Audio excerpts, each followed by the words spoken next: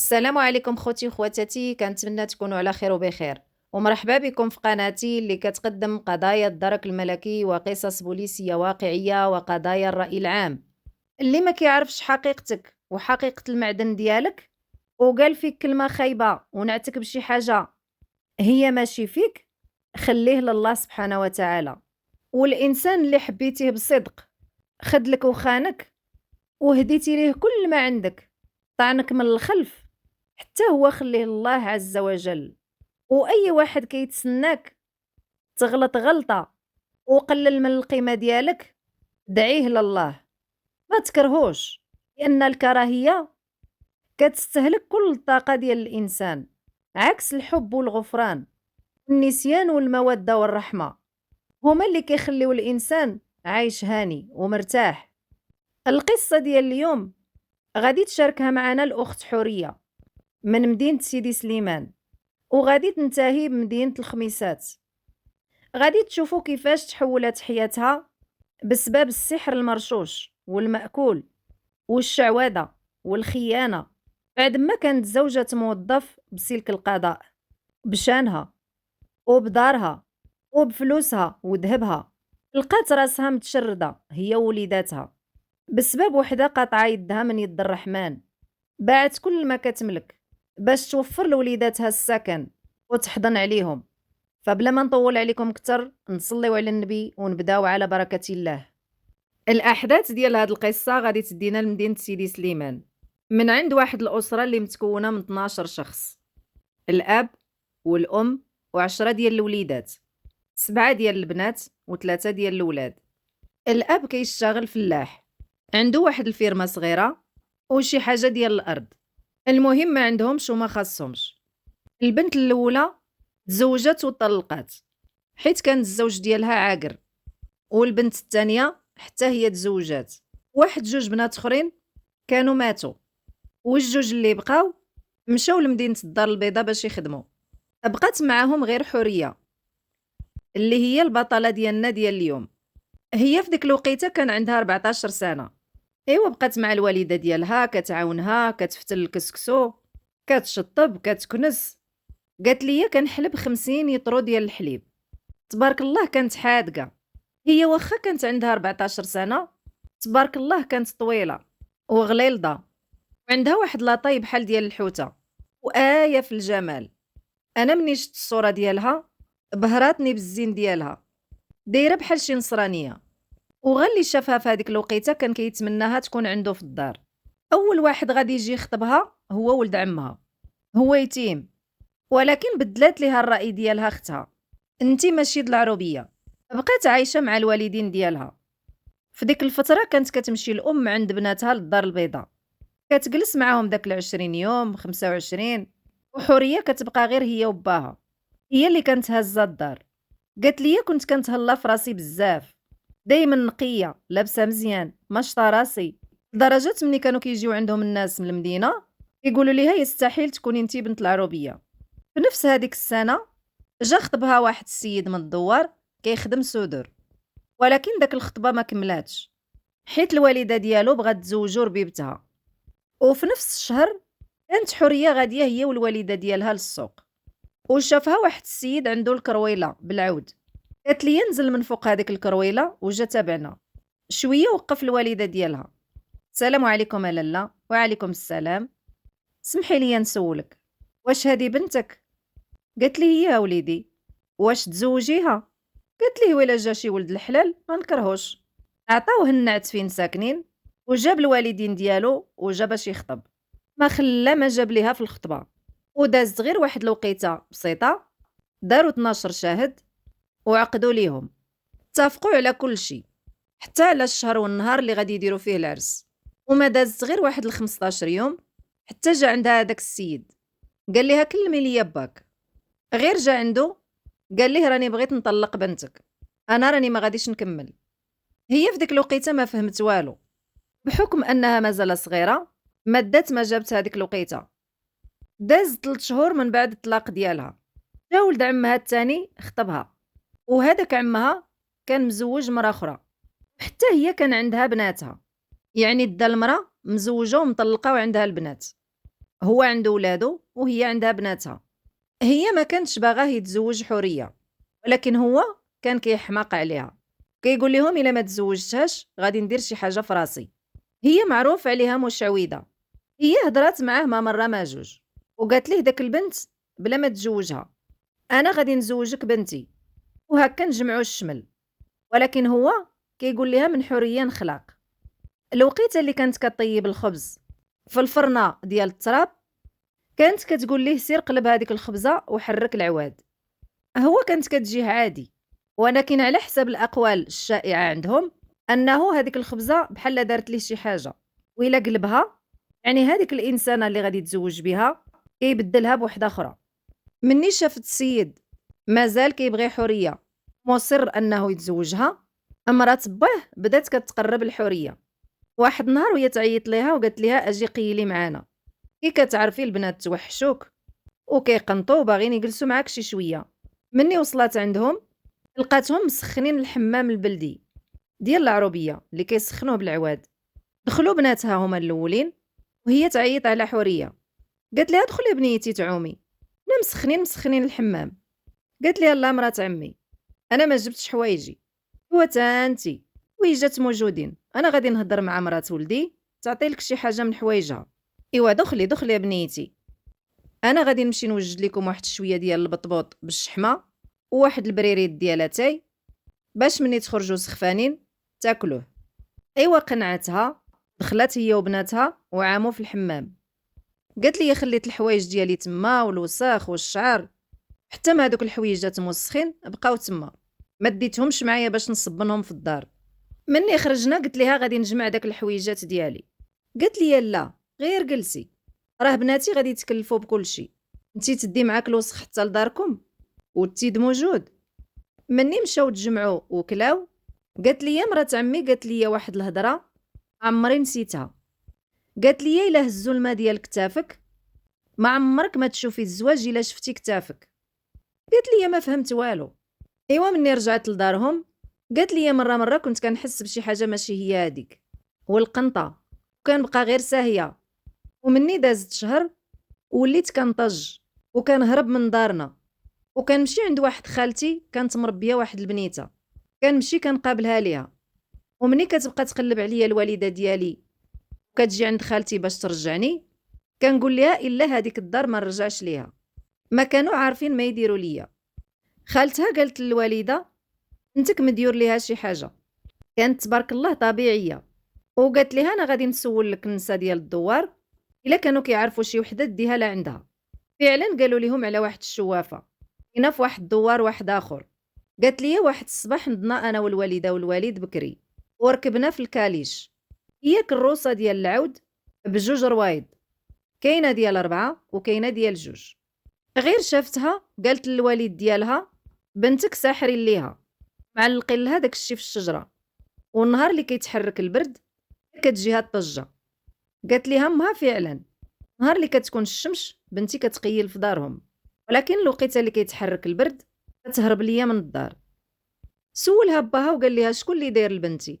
قالت لهم: واحد السيده قريبه لكم بزاف وعندها واحد النقطه في مومو ديال عينيها، واحد النقطه كحله في مومو البيض. قال لها: ودابا شنو المطلوب؟ قالت لي: غادي تبقى تجيبها عندي باش نفوسخها، تجيبوا لي الفاس ديال الورثه. قالت لي: كانت كطيبو حتى يحمر وتطفيه تحتي. وقالت لهم: هاد السيده كتاديها بزاف، والراجل اللي جاي يخطبها كتجدد ليها وكيديروا ليها الطلاق قبل الزواج. بقى الوالد ديالها غادي جاي معاها حتى برات شي شويه. حوريه مكثرت هذيك الضغوطات ما بقاتش مزيانه، والهضره ديال الناس: انتي زوينه وغزاله وكيخطبوك وكيسمحوا وطلقتي 2 مرات. راكم عارفين الهضره ديال الناس، بنادم ما كيدخلش سوق راسو. قالت للام ديالها: هاد المره انا اللي غادي نمشي عند خواتاتي نجلس معاهم تما شي شويه، ومني يجيني القنط نرجع عندك. قالت لي: واخا بنتي. قالت لي: مره كنمشي عندهم نجلس شويه، مره كنرجع عند الوالده. في 1994 حوريه بدات كتفكر باش تمشي لمدينه العيون، حيت سمعت ان العسكر كاينين تما بزاف وكيبغيو يتزوجوا. هي كان عندها في هذيك الوقيته 14 سنه وشي حاجه. في ديك الاسبوع ولدات الأخت ديالها اللي كاينة في مدينة الدار البيضاء وتزادت ليها بنيتها، وقالت للأم ديالها صفطي ليا حورية باش تقابلني. بقات معاها 20 يوم، قررت أنها تقلب على شي خدمة تما. كانت كتسول هادوك السمسارة والسنديك ديال العمارة اللي كانت فيها الأخت ديالها، وكتقول لهم راني كنقلب على شي خدمة. هذاك السنديك ديال العمارة قال ليها واحد اليومين ورجعي عندي. منين رجعت عنده النهار اللي دار معاها، داها عند واحد السيدة جامعة بزاف ديال البنات. هي تعرفت على واحد البنت من المدينة ديالهم اللي هي بنت سيدي سليمان، وقررت باش تهرب هي وياها.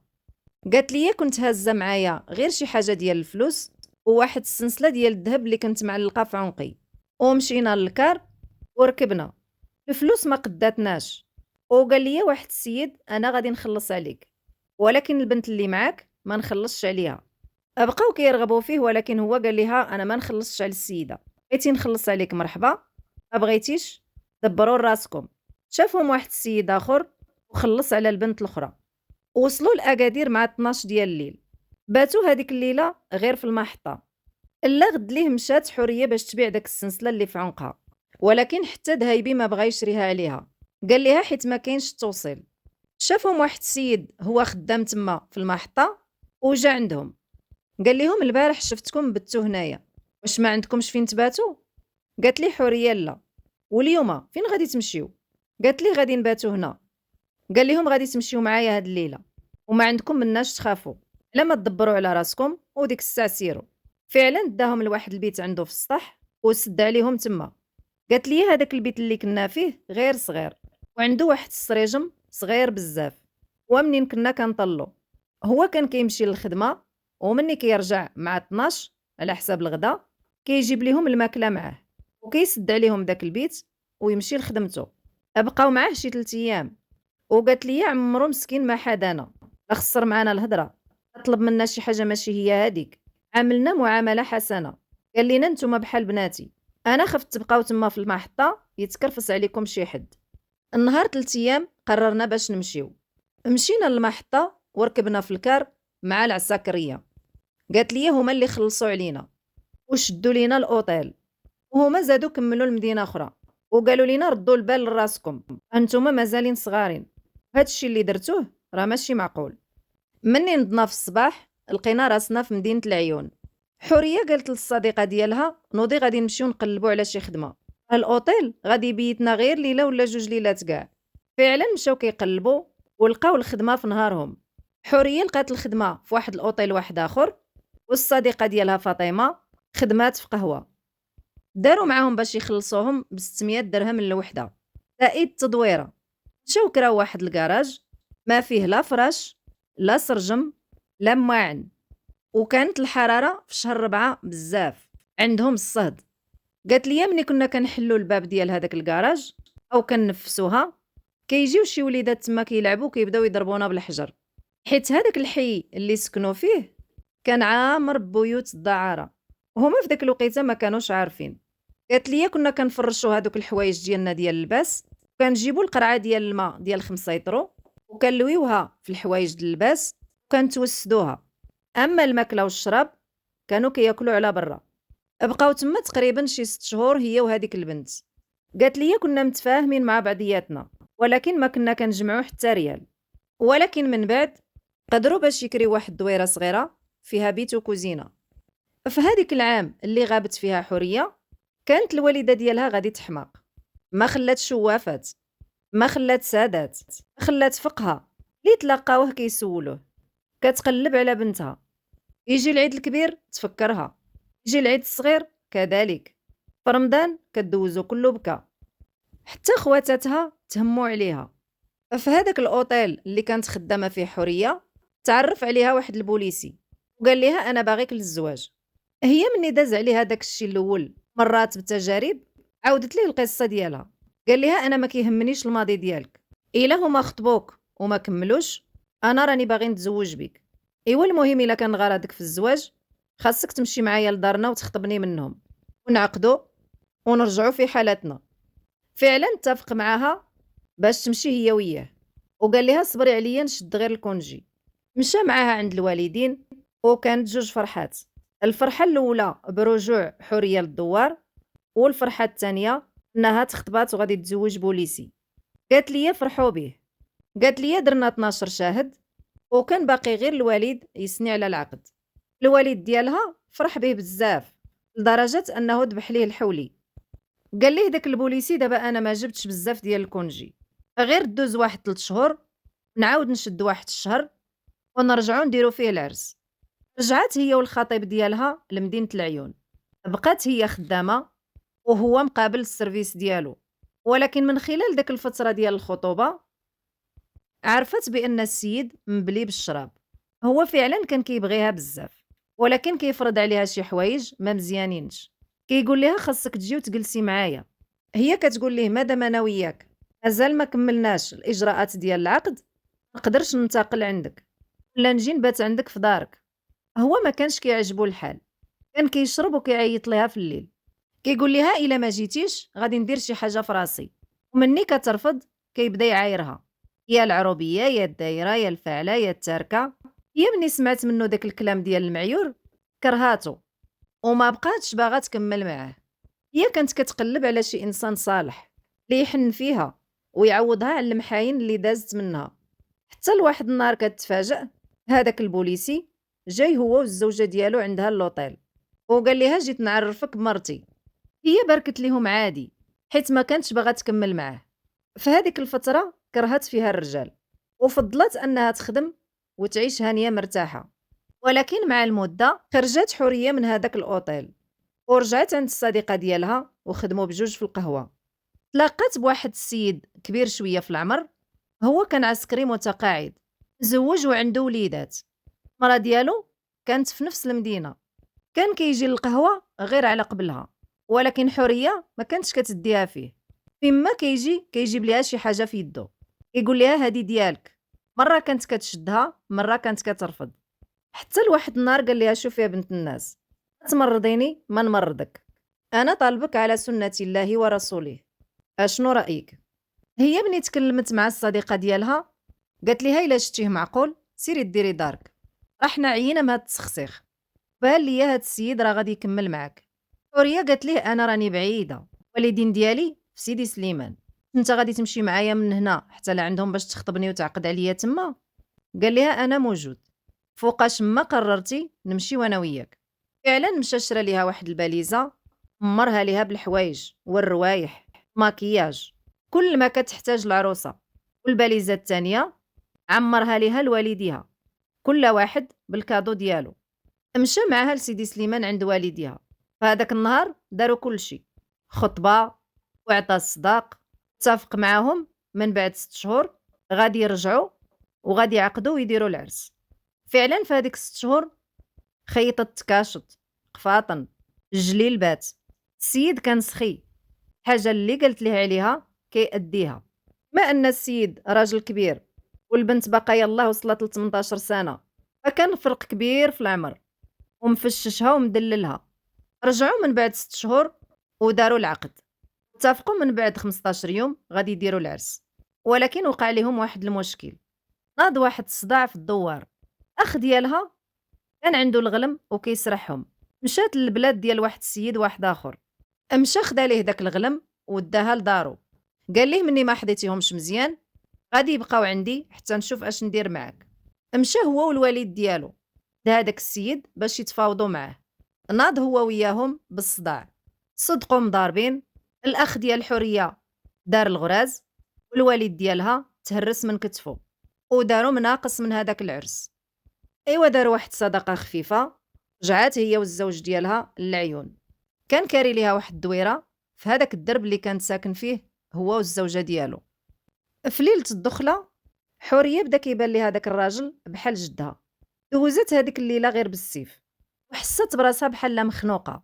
هو كان مهلي فيها بزاف، اي حاجه طلباتها كيجيب لها منها جوج، كيدير معاها الخاطر بزاف حيت كان كيبغيها. دازت غير واحد 3 شهور عرفت راسها حامله، جاها الوحام عليه.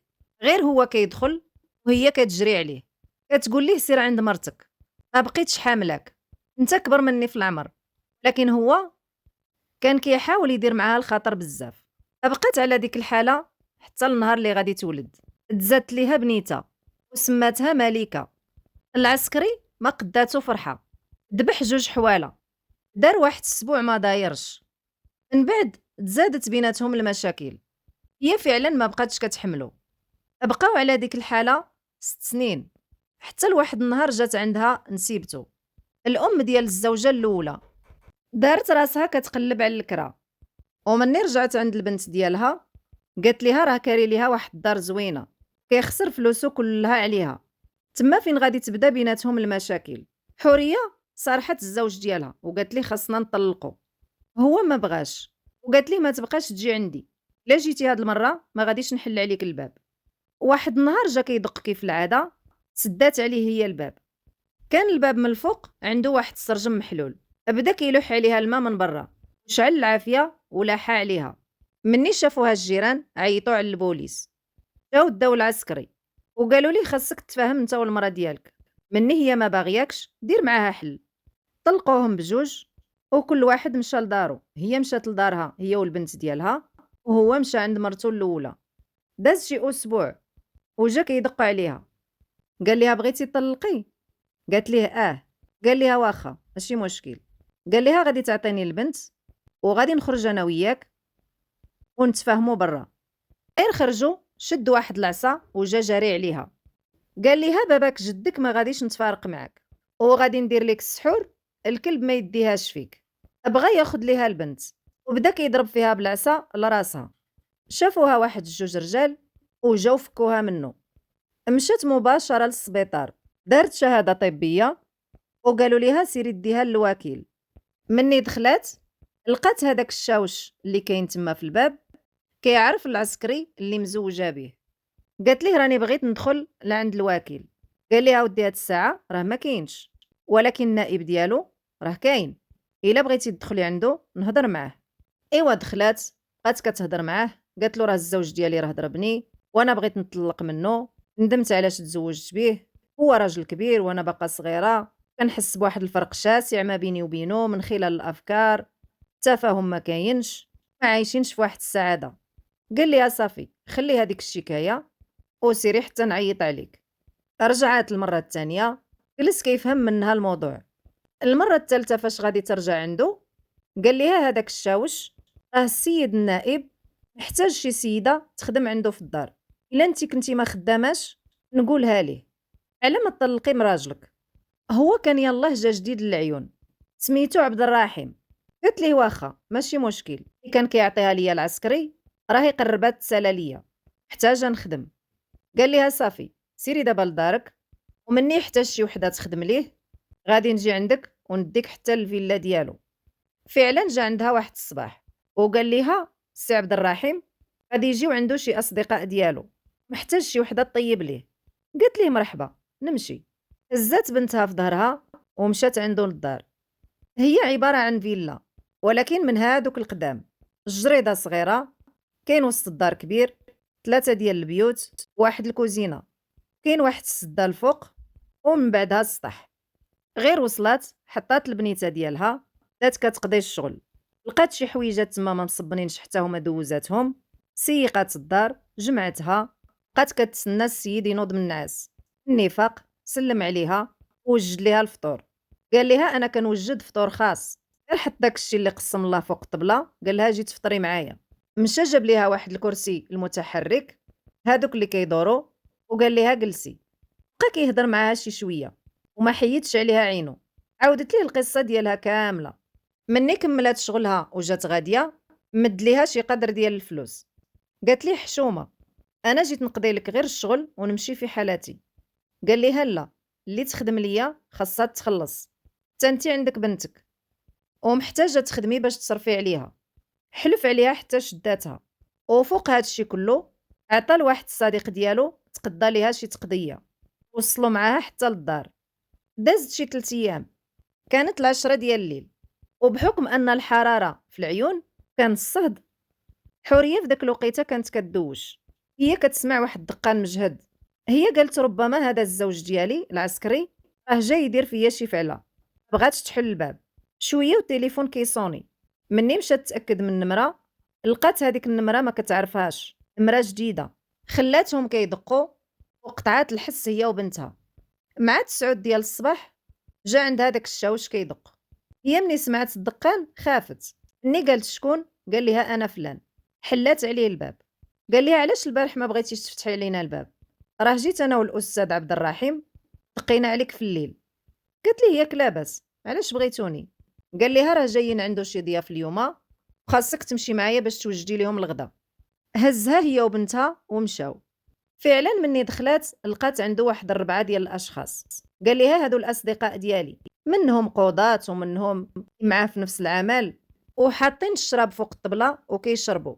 مشات هي وجدات ليهم الغدا وحطت هذيك الطبله مزوقه. غير سالات جات خارجه في حالتها. جا عندها ومد ليها 3000 ريال. قالت ليه لا بلاش ماشي مشكل، هذا راه واجب. قال ليها كل نهار غادي نعطيك هذا القدر ديال المال، غير بقاي تجي توجدي ليا الماكله وتقضي الا كاين شي شغل في الدار. وعطاها الساروت ديال الفيلا. قال ليها شي بعض المرات انا كنصبح ناعس، غير جي وحلي وقضي شغلك وهزي الفلوس ديالك وسيري. فعلا لا غد ليه رجعت. لقات واحد السيد كاين تما، ومن خلال الكلام اللي سمعت بانه الاخ ديال الصديقه ديال عبد الرحيم كان عايش معاها. هي غير بنت الزنقه، بمعنى اصح صاحبته. هي مني شافت هذاك المنظر قالت نمشي في حالتي حسن. قال ليها غير جلسي، انا غادي نوصلهم للمحطه وغادي نرجع، غير وجدي الماكله في خاطرك. مني رجع وحطات ليه الماكله قضات الشغل ديالها. قال ليها جلسي بغيت نهضر معك، وعرض عليها باش تصاحب معاه. قالت ليه انا ماشي من داك النوع، انا الا ما لقيتش الراجل اللي يتزوج بيا ويصوني ويتهلا فيا ما نوسخش الشرف ديالي. بقى كيضحك وقال ليها راني غير ضحكت معاك، راني غير بغيت نطلعك ونشوف اشنو تحت راسك. قال ليها دابا شنو المطلوب مني؟ قالت ليه انا بغيت نطلق من العسكري، حيت شايفه راسي انا مازال صغيره وهو بحال جدي ما عايشاش معاه مرتاحه. قال ليها ويلا طلقتي مع هذا الراجل تزوجي بيا؟ قالت ليه الا كنتي ناوي المعقوله ولد الناس علاش لا؟ حتى هي مني ولات كتجي عنده ولات كتبغيه، لا كيتهلا فيها مزيان، يعطيها داك التقديه اللي كتعطيهم من الفرماج، الزيت، العدس، اللوبيا.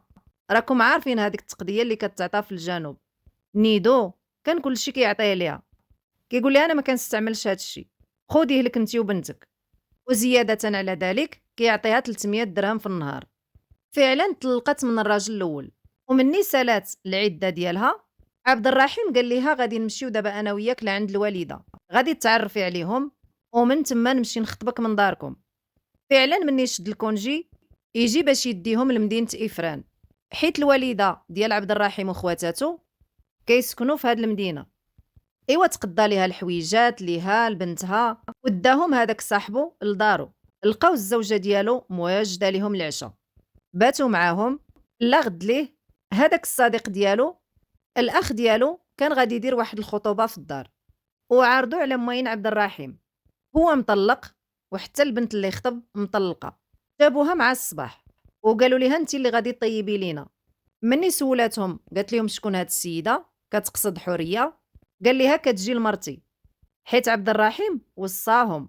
ايوا داز داك النهار على خير وبخير، ضاحكين ناشطين فرحانين. وقيته اللي بغاو يحطوا العشاء جا عندها عبد الرحيم وقال ليها اجي راني بغيت نقدمك لاختي. حط يدو على كتفها وقال لهم انا غادي نقدم لكم الكبيده ديالي وزوجة المستقبل. الام ديالو نزل عليها داك الخبر بحال الصاعقه. قالت ليه ما يمكنش تزوج انت المراه مطلقه وعندها بنت. قال لها علاش الوالده؟ حتى انت الوالد تزوجك مطلقه، واش المراه اللي طلقت ما عندهاش الحق تعيش؟ انا عجباني وقلبي بغاها. المهم السيده قالت ليه نون ياك حل العيون، ولكن هو بقى كيدير معاها الخاطر. مني هضروا معاها دوك الناس اللي كانوا تما، قالت ليه انا ماشي شغلي، اللي بغيتيه ديرو. اتفق هو وحوريه باش غير يدوزوا هذيك الخطوبه لا غد ليه يمشيو لدارهم. هي مني شافتهم بان الناس ميسورين هما ساكنين غير في العروبيه والحاله ماشي هي هذيك، قالت ما نديهمش لا تما لعنا العروبيه. وهضرات مع الاخت ديالها اللي راجلها موظف كاينين في مدينه سيدي قاسم، عندهم واحد الدار كبيره. هضرات مع الوالدين ديالها وقالت لهم تلاقاوني عند اختي تما فين غادي يديروا الخطبه. وقالت لاختها باش راجلها يشري واحد الحولي، وبطبيعه الحال حوريه اللي غادي تخلصوا. هي بغات تكبّر بيهم. فعلًا الله غد ليه ناض عبد الرحيم، بدل حويجاتو وهز ختو في الطوموبيل وجاو عند حورية، حيت هي بايتة في الدار ديال الصديق ديالو، بطبيعة الحال مع مرتو. هزوها ومشاو لسيدي قاسم، غير دخل هدر مع راجل ختها وقال ليه أنا راني بغيت نتزوج حورية. قال ليه مرحبا، صراحة حتى هي بنت الناس ما غاديش تلقى بحالها. إيوا داروا الخطبة هاديك النهار غير حورية وعبد الرحيم وختو والعائلة ديالها بطبيعة الحال. مني سالاو قال لهم دابا غادي نمشي نجمع الوريقات ديالي باش نطرقوا المسمار ديال العقد. مني رجع ليه فران بداو كيبديو ليه امو من جيه، راجل ختو كذلك. قال لهم انا بنت الناس باغياني وباغيها، نتوما ما تدخلوش. تعطل عليها تقريبا شي 15 يوم. هي قالت مع راسها صافي السيد بدل رايه، ولكن مني عيطات عليه قال لها راني باقي كندير الخاطر مع الوالده، واتفق معاها باش تلاقاه في مدينه مكناس. كانت هي والوالده ديالها، حيت كانت باغا تمشي تزور الشيخ الكامل. كان هذيك الوقيته عامر. قال لها دابا انت غادي تمشي معايا للدار د اختي، وإلا بغات تمشي معانا الوالده ديالك مرحبا بها. الوالده ديالها قالت ليها لا، انا جيت باش نزور وغادي نبقى هنا واحد اليومين ونرجع في حالاتي. بغيتي انت تمشي معاه دبر راسك، دابا راه خطيبك، انت راكي كبيره وعاقله. فعلا مشات داها لعند اختو وجاب ليها باش توجد العشاء. عيط على الوالده ديالو حتى هي جات عندهم، حيت هما ساكنين في نفس المدينه، مدينه إفران. مني جات ما سلمت عليها، هضرت معاها، غير كتشوف فيها ومنخلاها، ومره كتشوف فيها داك الشوفه ناقصه. مني تعشاو وكملوا قال لهم هاد الايامات غادي ندير لاكت، بغيتكم تحضروا معايا. ولكن شافهم حتى شي واحد ما باغي. جا جلس حدا حوريه وسولها، قال لها واش انتي موافقه تزوجي بيا؟ قالت ليه واش طيحي معايا في البحر؟ قالت ليه نطيح معاك ولد الناس. شدها من يدها وقال نسيبو، نوض انت والاخت ديالي غادي تمشيو معانا. قالت لي مشينا في هذاك الليل، قالت لي الطريق كلها وهو كيشرب قرعه مور قرعه. كل مره كنقولوا غادي يلوحنا هنا، غادي يقلبنا لهيه، بسبب داك الغدايد ديال مو مني ما بغاتش تمشي معاه. مشات للدار ديال اختها، ما دوزو هذيك الليله ولا غد ليه في الصباح مشاو عقدو. غير خرج عيط على الام ديالو وقال لها صافي طرقت المسمار. لقى الاخ ديالو كيتسنانا برا، حتى هو رجع عنا في هذاك النهار وما خلى ما جاب معاه. خلات البنت ديالها مع اختها وركبوا في الطوموبيل رجعوا ليفران الدار ديال خوه. لقات عدوزتها مواجده ليهم الغدا عارضين على الناس، حتى هي فرحت بيها وقالت مادام الولد ديالي بغاها دبر راسهم الله يسخر ليهم. داروا واحد الحفيله بسيطه واتفقوا على النهار اللي غادي يديروا فيه العرس. وفي نفس الاسبوع داروا فيه العرس. دارتو عند ختها حيت هي كانت عندها الدار كبيره. الليله ديال العرس حوريه بيتها تلبس حتى صباح الحال. داروا واحد العرس كبير ماكل على الاشكال والنقافات والشياخ. ومن يطلع النهار نوضوا الصداع على الحريره. قالوا لهم حنا عندنا قاعده في الصباح ديال العروسه كنسربيو الحريره والتمر. هما في النواحي ديال سيدي قاسم وسيدي سليمان ما عندهمش هاد القاعده، خاصموا على هاد الشيء. الام ديال عبد الرحيم زات العائله ديالها في واحد 207 والجوق اللي جابوا معاهم ورجعوا في حالتهم لمدينه إفران. اما حوريه وعبد الرحيم جمعوا الباليزات ديالهم وقال لنسيبتو وخو حوريه باش يمشي معاهم، وصلوهم للعيون يجلسوا معاهم تما شي يامات وعاد يرجعوا. مني جات غاديه اتفقت مع الاخت ديالها غادي تخلي ليها البنت، ولكن عبد الرحيم قال ليها لا، بنتك غادي تديها معك وتربى في حضنك، انا ما عنديش مشكل، الدار كبيره والخير موجود. ايوا مني وصلوا جلسات معها الوالده ديالها داك الشهر وخرجات حوريه كتوحم. عبد الرحيم ما قداتو فرحه، علم الوالده ديالو بالامر، وفي الصراحه حتى هما فرحوا معاها. مني ولدات الوليد الاول في هذيك الايامات وقع بيناتهم واحد النقاش وضربها وهي نافسه. داروا صالحوهم وبداو كيوجدوا للسبوع، حيت هي ما دارتوش هذيك السيمانه الاولى. بقى حتى دار الولد 15 يوم عاد داروا الحفله وعرض غير على الموظفين والناس اللي خدامين معاه. من بعد بدات كتغير المعامله ديالو معاها. هما بحكم ان الفيلا اللي كانوا ساكنين فيها كبيره، كانت هي والام ديالها وخوها شادين الجهه الفوقيه، يعني جوج بيوت واحد وسط الدار. الجهه التحتيه من الفيلا اللي فيها واحد البيت كبير عباره عن صالون كانت شاداه الاخت ديالو وامه. مني داز السبوع قالت ليها الام ديالها ابنتي انا غادي نمشي في حالتي، دابا هي معاك عدوزتك ولوزتك هما اللي يقابلوك، انا تابعني بزاف ديال الشغال. قال ليها عبد الرحيم ما غاديش تمشي اليوم، خلي حتى نتقدى لك غدا نصيفطك. فعلا داك الصباح مشى جاب ليها من كل الخير، غير شافت مو هذاك الشيء كحلات بالعمى، ناضت بالمعاني والهضره. الام ديالها مني سمعت داك الكلام ما رضاتش، وقالت ليها بنتي انا غادي نمشي نركب راسي ونمشي في حالتي. فعلا هزت راسها ومشات، بقات هذيك التقضيه تما عندهم، داتهاش معاها. حوريه دابزت هي وراجلها لدرجه انهم وصلوا للضرب. هو بدا كيضرب فيها كيف العاده، وهي هزت واحد الفاز وخشاتو له في كرشو. 20 يوم وهو ما كيهضرش معاها. رجعت الام ديالو صالحت بيناتهم، وغير خرج هذاك الشهر عرفت راسها حامله من جديد، لانه هو الشرط ديالو كان كيقول لها بغيت الولاد بزاف ومانع عليها دير شي حاجه. ومني سمعت العدوزه واللوسه بان حوريه حامله، ناضوا بداو كيبديو للراجل، وقال ليها شوفي منين جبتي هذا الشيء اللي في كرشك، راه ماشي ديالي. فرقوا عليها الماكله والشراب ورجعوا كياكلوا بوحدهم، لدرجه ولاو كيخليوها بالجوع. كينوضوا في الصباح هي وبنتها وكيطيبوا الماكله ويخويو الثلاجه ويدخلوا داكشي اللي وجدوا للصاله ويسدوا الباب ويخرجوا.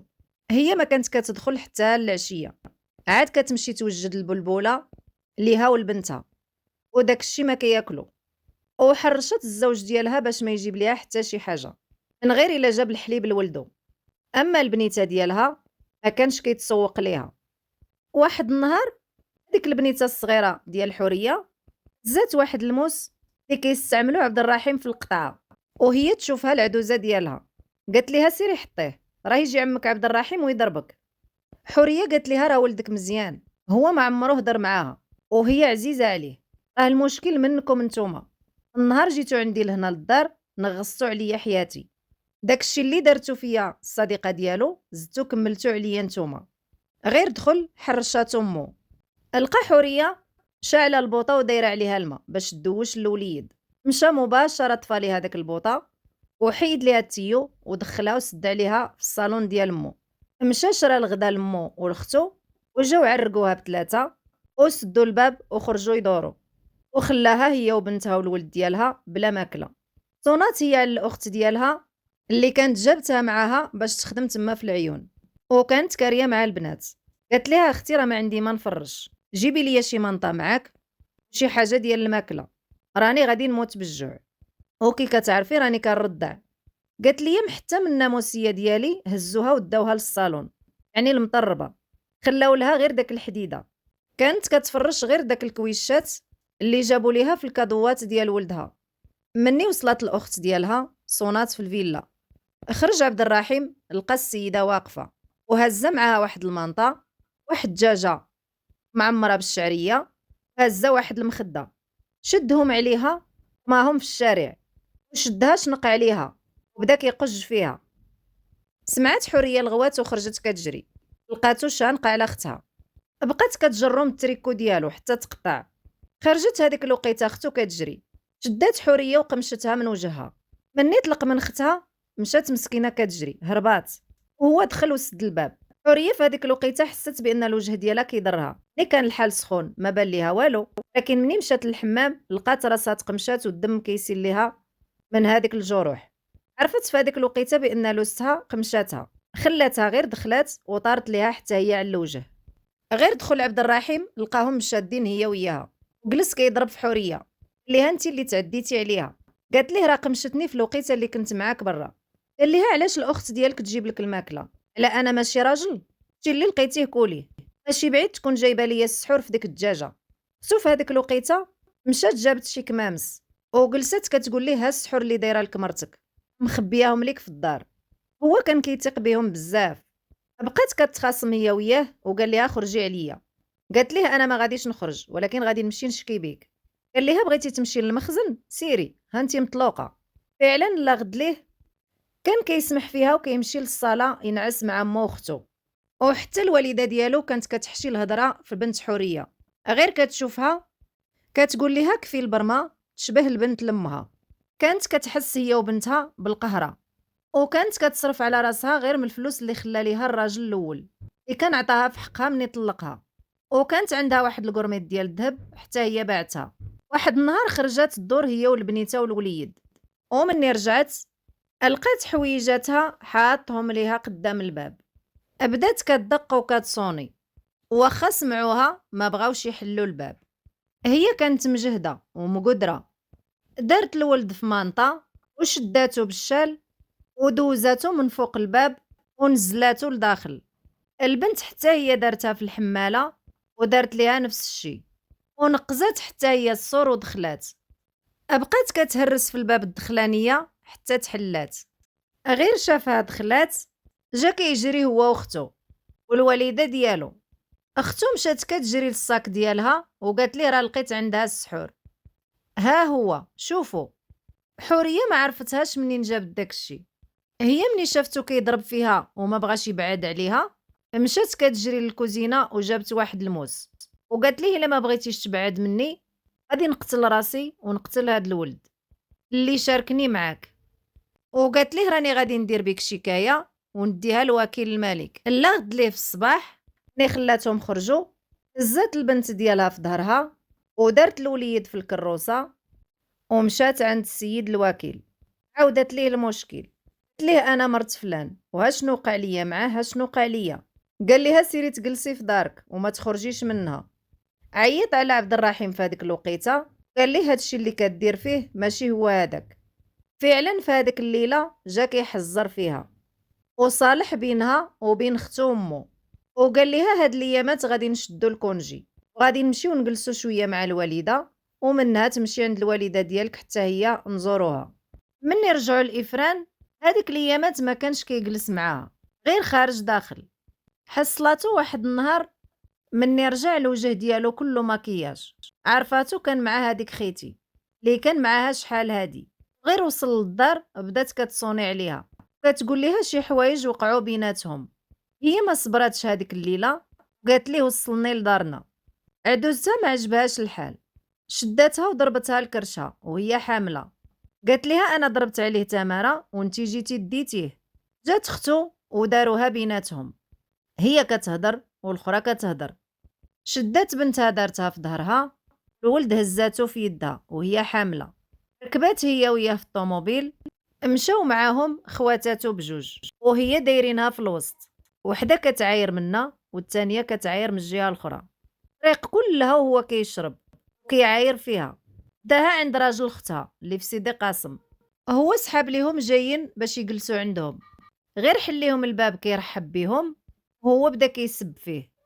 وبهذيك الفقصه جاه السكر.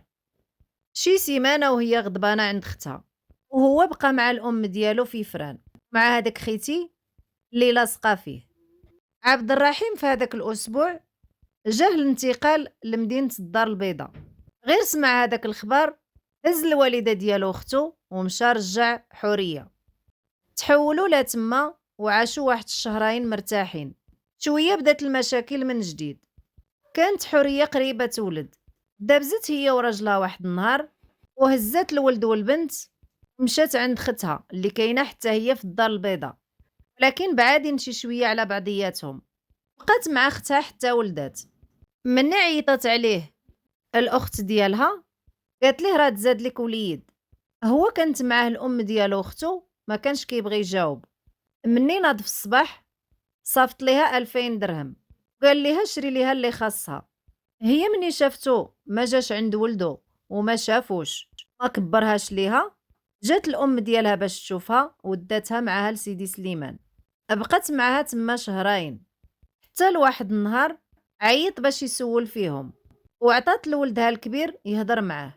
اول مره غادي يقول له بابا، غير سمع داك الكلمه بدا كيبكي. شد الكونجي وجا لعندها وداهم ليفران للدار ديال الاخت ديالو ودار السبوع لولدو اللي كان في عمرو شهرين. نهار قبل ما يديروا الحفله قالت لي جابوا لي النقاشه، كانوا جامعين هادوك الضياف اللي بعادين. يلاه نقشات حوريه اليد الاولى، عيطت عليها داك السيده اللي لاصقه ليها في الراجل. قالت ليها عبد الرحيم راه معايا، وقالت ليها كلام اخر ما قدرتش نقوله. هي في داك الوقيته حست بان الدار كدور بها ما بغاتش تكمل النقش، مشات مباشرة عند ختو وقالت ليها شوفي لي هاد النمرة واش هي ديال خوك، حيت هو مرة كان كيبدل النماري. هي قالت ليها ما عرفتش. جات عندها عدوزتها وقالت ليها مالك شنو واقع. قالت ليها داك خيتي عيطات عليا من النمرة ديال عبد الرحيم. قالت ليها اسمعي بنتي، في الدار راه الزوج ديالك وبرا راه ديال الناس، الا باغا تصبري على وليداتك صبري. هاديك راه قاطعه يدها من يد الرحمن، وهاديك هي حرفتها. رجعت جلسات ودوزو هاديك الليله على خير وبخير، ومني جاو هضرت معاه قال ليها هادشي ما كاينش، انا ما مشيتش عندها. المهم تجاوزت الامر، دوزو هذاك السبوع على خير وبخير ورجعوا للدار البيضاء. دوزات معاه واحد 3 شهور، حملات بالبنت الثالثه. هذيك خيتي اللي كانت شاده فيه شافها العساس مرة كتجي وكتبقى ترش ليها قدام الباب، ومني وصفها ليها عرفاتها. فيما كانت كدير لهم شي حاجه كينوضوا بالصداع، ولا كل سبت وحد كيمشي ليفران عند مو. ولكن حوريه قالت ليه انا عييت بالمشي والمجي والوليدات صغار وبزاف عليا، كانت كتخليه على راحته، ولا فيما كيمشي بوحديتو كيرجع عندها مقلوب. وغير كتوصل السبت والحد كيمشي لعند الام ديالو، دوز معاها هذاك الويكاند. رجع كيوصي الجزار والخضار باش ما يعطيو الحريه حتى حاجه. مني كتمشي عند الخضار وتقول ليه جمع لي شويه د الخضره حتى يجي الراجل، كيقول ليها بان الزوج ديالك وصاني ما نعطيك والو. ومني كانت كتمشي عند الجزار الاخ ديالو ما كانش كيبغي يعطيها، ولكن مول المحل كيقول ليها الا لا حنا ماشي ولاد الكلاب. كيجمع ليه هذاك الشيء اللي قسم الله ويعطيه ليها. كيقول ليها الا خلصني هي هذاك، ما خلصنيش سيري كولي انت ووليداتك. وحتى مول الحانوت وصاه، كانت كتبقى بالجوع حتى يرجع. وحتى من البولات ديال الضو كان كيشد واحد البانس كيتكي على داك النقاصات باش واخا تبغي دير البوله ما تشعلش، وكيحيد هذيك الحجره اللي كتخشى في المكانه على برا وكيخليها تنعس في الظلام هي والوليدات. هادشي كله الا هضرت معاه وقالت ليه علاش كتمشي لإفران، ولا واجهاتو بالموضوع ديال هذاك خيتي. منين كان كيرجع كيجيب معاه الكفته والصوصيص والكبده وكيشوي لوليداتو وكيجمعهم في وسط الدار ويوكلهم. هي وبنتها كيشموا مساكن غير في الريحه. كانت كطيب غير المحمصه بالحليب وتقضي بها هي وبنتها. ومني كيسالي ديك الماكله كيهز هذاك الشيء اللي بقى، نص كيرميه في الطارو والنص الاخر كيلوحو في الطواليط. مني كانت كتشوفو خرج كتنوض كدور في الدار كتلقى غير البقايا ديال داك الشوا. في ديك الفتره هي كانت كتوحم وحامله منه بالبنيته الثالثه. بقات على ديك الحاله حتى ولدات، وغير دازت واحد المده قليله حملات بالبنت الرابعه. حيت كي قلت لكم هو كيقول لها ما تستعملي والو، انا باغي الوليدات. غير ولدات رجعوا تصالحوا وهدن الوضع. قالت لي واحد النهار هز ليا البنت يلاه عندها عام. كانت هذيك الوقيته دايره ليها غير القرعه، يعني ما كانتش كترضع حتى هاد المره غادي تحمل بالوليد الاخر. هز لها الحليب ديك الصويك ديالها وخلى حوريه حتى دخلت للحمام وركبها في الطوموبيل ومشى شد الطريق ليفران. هي ملي خرجت بدات كتقلب على بنتها، كانت غادي تحماق. قالت لي ما نعس ما شتو، ملي كتصوني عليه ما كيجاوبش، بنيتها ما يمكن ليهاش تخرج. قلبت الدار سفاها على علاها، الاخر فوضت امرها لله. بقات كتسنى حتى رجع داك اليومين. مني دخل للدار دخل البيت ديالو وجاب واحد الميكا عامره بالشراب وعاود هز بنته وجا خارج. قالت ليه فين غادي بالبنت؟ قال لها على مالكي انتي اللي والداها بوحدك. شد حوريه من راسها وضربوا للحيط. هي بالحراره ديال ديك الضربه مشات كتجري وهزات العود ديال الشيته، بقات كطاكي به. هو في هذيك الوقيته هز واحد القرعه ديال الشراب وشير عليها، طرحتها من رجليها وتخلط الدم مع البيره، وسد الباب وخلاها في ديك الحاله. بدات كتضرها رجليها، شدات وليداتها نعساتهم وهزات البنيته الصغيره في ظهرها وكرشها على فمها، حيت هذيك الوقيته كانت حامله. ومني دوز داك اليومين غرزوا ليها الجرح 4 ديال الغرزات. رجعت غير كتعرج للدار. لا غد ليه مشات لعند وكيل الملك وشكات بيه. قال ليها دابا غير سيري لدارك وانا راني غادي نهضر معاه. فعلا مني خاصم عليه رجع كيعاورط، وخوه اللي دخل بيناتهم. حتى لواحد النهار كان قريب العيد، هو كان باغي يمشي يعيد مع امو، ولكن حوريه قالت ليه معايا الام ديالي، سير انت الا بغيتي تمشي وانا خليني مع الام ديالي نعيد معاها. ناض في هذيك الوقيته وبقى كيقطع في الطلامط. الطابله ديال الزاج هرسها، الفران ديال الضو حتى هو شخشخو، الثلاجه كاع طفصها، وحتى البلازما قسمها على جوج. جاتو بحال الجعره وركب في سيارته ومشى عند امو. رجع للدار البيضاء، لقى الوالده ديال الحوريه مشات في حالتها. هز واحد 1000 درهم وعطاها الحوريه وقال لها سيري كسي الوليدات. قالت ليه تبارك الله راه 5 بيهم، غير فين غادي تيراتها تكفى هاد وجابتها 1000 ليه. درهم؟ قال لها غير سيري راه الحوايج موجودين، ولكن شري لهم شي حاجه مزيانه. هي مني مشات للسويقه لقات الحوايج غاليين، راكم عارفين مع العيد كيطلعوا الاسعار. شرات ليهم غير حاجه حاجه. مني رجع هو للدار في الليل شاف هادوك الحوايج اللي شرات ليهم، جمع وليداتو بدا كيهضر معاهم. قال لهم عجبكم هادشي اللي شرات لكم امكم؟ شي قال ليه راه عجبنا، شي قال ليه لا. هما وليدات صغارين ما كيعرفوا والو. بدا كيدابز معاها وقال لها واش هادو هما الحوايج اللي شاريه ليهم رخاصين ومبهدلين، انا ولادي غادي يلبسوا هاد الشي؟ قال لها دابا غادي تهزيهم وترديهم للسيد اللي شريتيهم عليه وتجيبي الفلوس. هي ما بغاتش، السيد باع عليها، واش غادي يرجع في كلمته؟ قال لها ايوا مني ما بغيتيش ترجعي عنده ردي لي فلوسي. خرجت في هذاك الليل، ضربها ولقى ليها راسها مع واحد الحديده. هي في داك الوقيته بدات كتعاير فيه ولاحت ليه داك القراعي ديال الشراب وشوهاتو. خرج وسد الباب، ركب في الطوموبيله ديالو ومشى عند صحابو. هي في هذيك الوقيته مشات جمعت حويجاتها وحوايج ديال ولادها.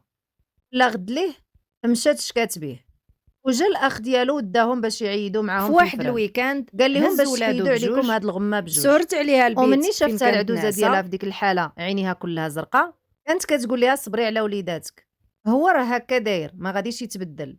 الا من عند الله الحمد لله، وإلا من عند العبد ودايره ليه هذيك خيتي شي حاجه الله ياخذ حقكم. كانت كتخرج هي وعدوزتها وغير مدرقه فيها ودايره نضادر باش ما يشوفوش الناس الزروقيه اللي كاينه في عينيها. دوزو معاهم هذاك العيد ورجعت للدار البيضاء، ولكن هاد المره قررت باش انها تغير، ولات ملي كتنعس في البيت كتحط حداها واحد الجنويه كتقول ربما يشرب ويهجم عليا، خاصني نرد البال لراسي. الليل كله كيدوزو غير في البيت وكيسورت عليه من داخل، حتى هو ولا كيخاف منها. هي كانت كتقول السيد دابا يدير عقله ويتفارق مع هذيك السيده ويهنينا، ولكن هو ما غير زاد فيه.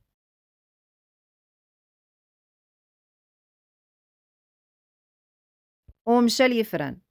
مني ناضت حوريه لا غد ليه مشات باش تحل الباب لقاتها مسورته. بقات كتخبط في هذيك الباب، ضرب يا ما ضرب، ضرب يا ما ضرب، 4 السوايع وهي معاها، والوليدات ديالها الاخرين كيبكيو تخلعوا. بقات معاها حتى هرست داك الخشب، هرست النص في الباب، لكن الباب ما بغاتش تحل. يعني هي هرست غير داك الخشب وخرجت من النص ديال الباب وخرجت وليداتها. مني خرجت لوسط الدار لقات السيد خلى الباب ديال برا محلوله، دارت الماكله لوليداتها وجلست حداهم كتبكي القهره اللي عايشه فيها. بقات مخاصمه هي وياه حتى جاهم الانتقال الثالث لمدينه الخميسات. 20 يوم قبل ما تولد حوريه، في داك السيمانه اللي رحلوا فيها مشات لعند عدوزتها وداتها هي والزوج ديالها للسبيطار باش يشوفها الطبيب. غير دخلت الفرمليه قلبتها، قالت لهم غادي تخليوها تبات معانا، تمشيو تجيبوا ليها الكاشه والحويجات ديال البيبي، منا الغدا ان شاء الله غادي تكون ولدات. فعلا لا غد ليه ولدات بالعمليه. في داك الاسبوع اللي كانوا كيوجدوا فيه، هذيك السيده اللي كانت لاصقه ليها في الراجل نكدات عليها حياتها بالتليفونات، كل مره تصوني عليها وتقول ليها هضره، كتبغي غير تفقسها. حتى داك الليله ديال السبوع اللي كانوا دايرين فيها الجوق والشياخ والناس مجموعين، كراو واحد القاعه كبيره، عيطات عليها في هذاك الليل كتدعي عليها. وقالت ليها حورية أنا بغيتك يجيك الكونسير حيت ولدتي لعبد الرحيم الولاد. حورية ما جاوبتهاش، ولكن خلات لها المكالمة دايزة وقالت ليها ها انتي سمعي، راه حنا مجموعين كاملين وفرحانين، ايوا موتي بالسم، عبد الرحيم ها هو معايا، ها انتي شاركي معانا الفرحة. بقات كتسمع وكتغدد وحلفتها فيها. من مور داك الشي 3 شهور هو مدابز معاها، وغير كيوصل السبت والحد كيمشي طاير الإفران. حتى لواحد النهار تزايدو في الهضرة، ناضت كتضارب هي وياه، هو ضربها لراسها، الدم بدا كيسيل، هي مشات كتجري للكوزينة جابت واحد المدلك، هي كتضرب وهو كيضرب، وليدات كيغوتو مساكن مخلوعين. البنت ديالها الكبيبرة اللي مع الراجل العسكري الأول مشات مسكينة كتجري للكوميسارية. مني قالت لهم الوالد ديالي ها شكون كيضرب ماما، قالت لهم عمي عبد الرحيم كيضرب ماما، اجيو عافاكم فكوها. مني قالوا ليها شكون هو باباك عطاتهم الاسم ديالو، هما قالوا راه غير خصام عادي ودابا يتصالحوا. وليد الصغير ما بغاش يسكت من الغوات، بقى مرعوب مسكين ومخشي في السداري، غير شاف الدم هذيك الوقيته اللي ضرباه الام ديالو وهو يتخلع. بقى شي سيمانه وهو على ديك الحاله، فيما كيشوف شي راجل كيبدا يصرخ، اما الا شاف الدم كيبغي يتسعر.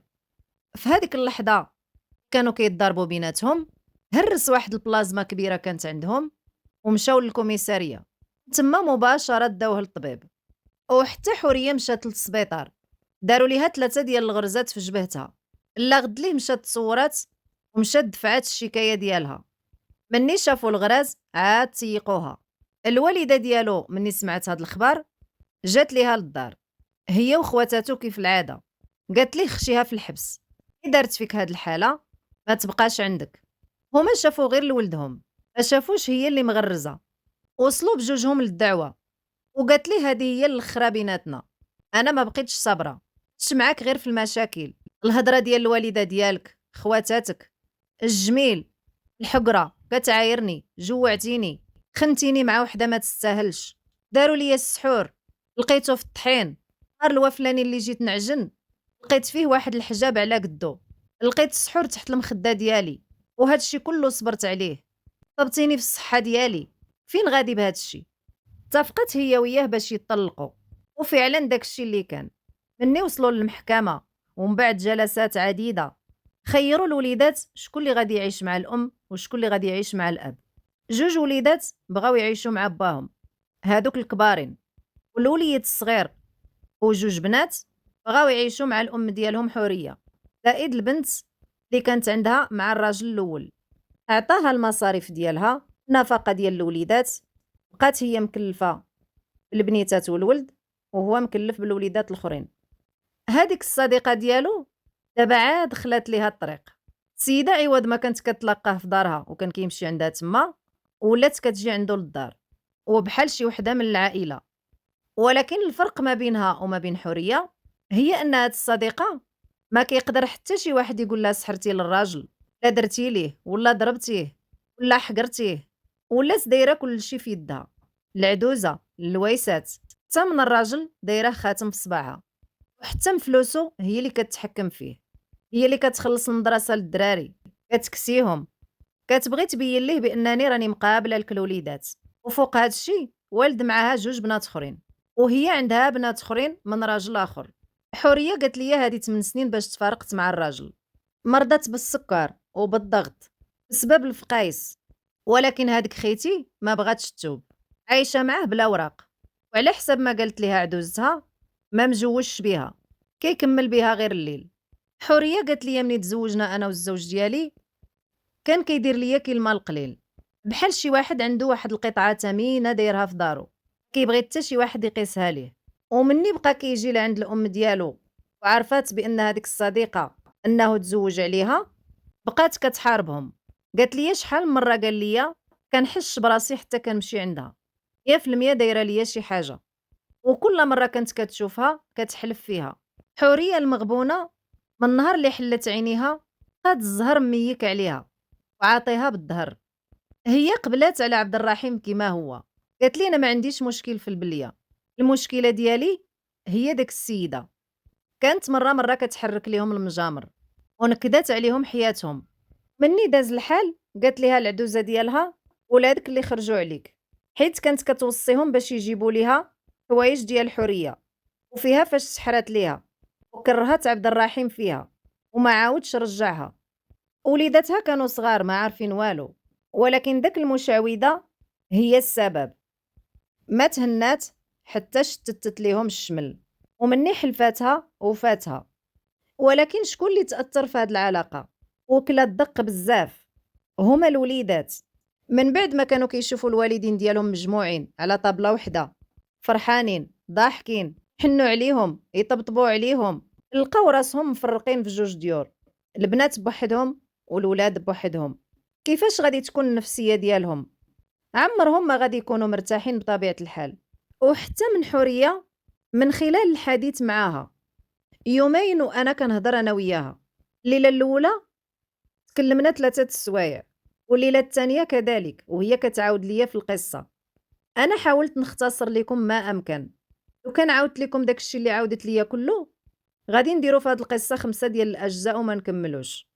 ومني كملت ليا الأحداث اللي مرات بيها، قالت ليا ما كرهتش نرجع لعبد الرحيم حيت كتبغيه وكتموت عليه.